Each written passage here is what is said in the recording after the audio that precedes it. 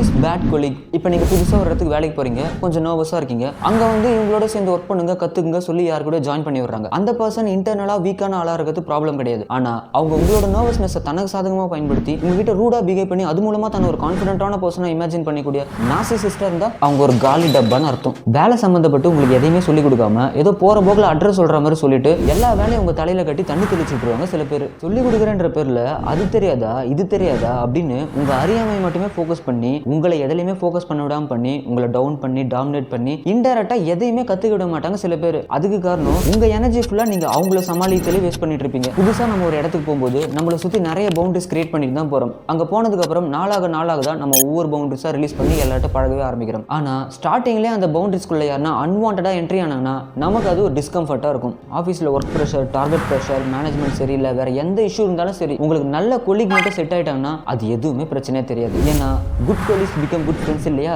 அவங்க இருந்ததுனால தான் நம்ம நிறைய ப்ராப்ளத்தை நமக்கே தெரியாமல் ஓவர் கம் பண்ணி வந்திருப்போம். அந்த மாதிரி பர்சன்ஸை நம்ம என்றைக்குமே லைஃப்பில் மறந்துடக்கூடாது. அவங்களுக்கு தனியாக பிரெயினில் ஒரு ஃபோல்டர் போட்டு சேவ் பண்ணி வச்சுக்கணுங்க.